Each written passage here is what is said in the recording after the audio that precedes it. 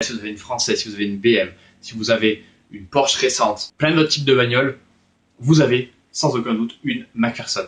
Et la McPherson peut être très efficace, même si, très honnêtement, c'est pas fait pour la compétition, c'est pas fait pour le sport auto, c'est pas fait pour tenir la route, cette merde.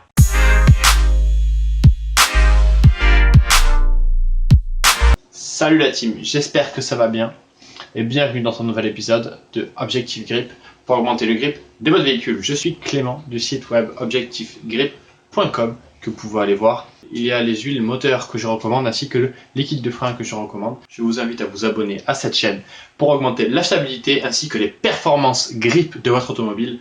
On y va, c'est parti.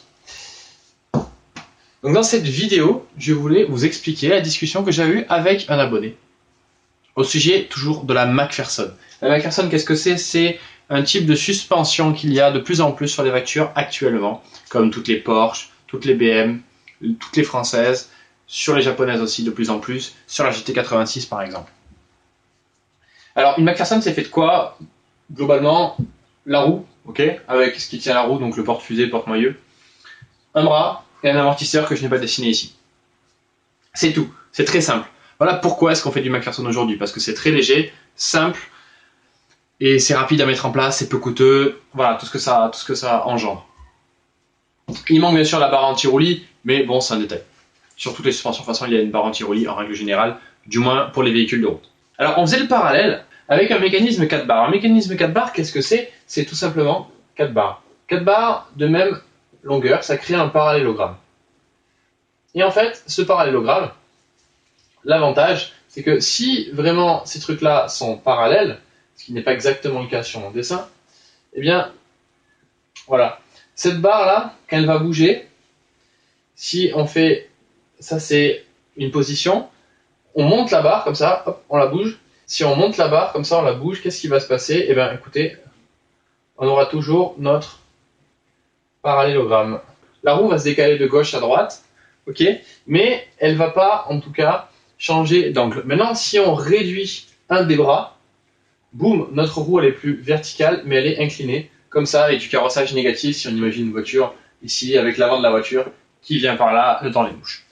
Et donc, c'est l'intérêt du mécanisme 4 barres. Ce qui n'a en fait rien de plus qu'une double triangulation. Une double triangulation est un mécanisme 4 barres. Ici, on a le triangle supérieur, ici, on a le triangle inférieur. Triangle inférieur, triangle supérieur. Voilà, tout simplement.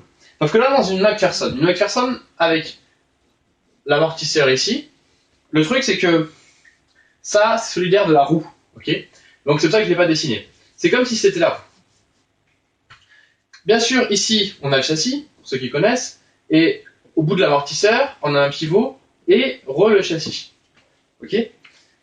Donc, en fait, on a une, deux, et le châssis, ça fait 3 barres, en fait, pour la McPherson. Donc la McPherson est un mécanisme 3 barres. Le problème, en fait, de ça, c'est que ça, c'est à hauteur de caisse normale, ok, quand on est à l'arrêt. Dès qu'on a une bosse, boum, la roue va se lever. Dès qu'on a un trou, la roue va descendre. Roue se lève, roue qui descend, et roue au milieu, à hauteur de caisse normale, à garde au sol, normale, en statique, à l'arrêt.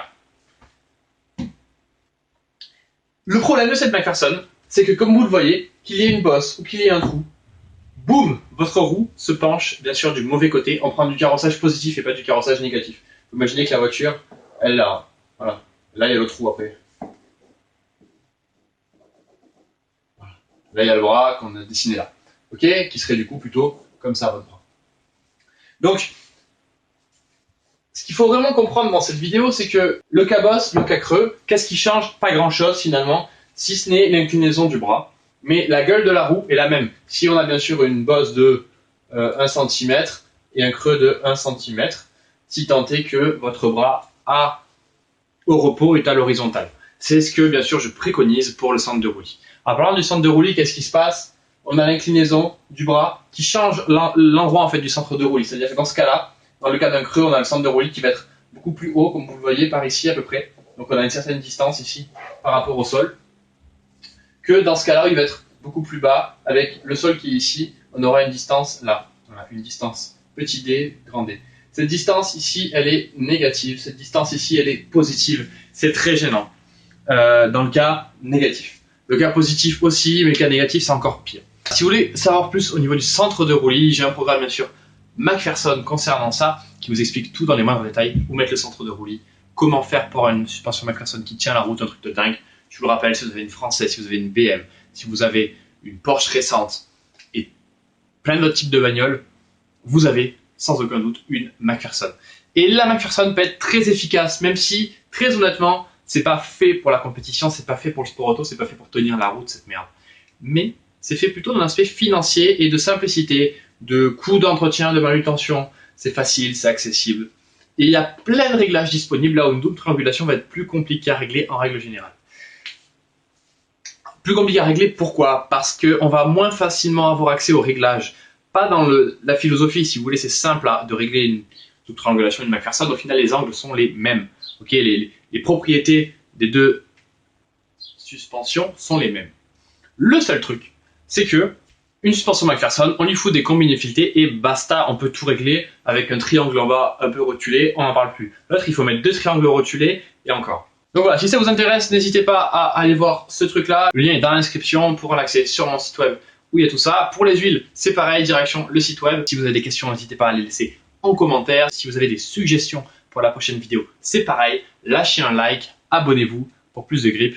Moi, je vous dis salut, roulez bien, à la prochaine.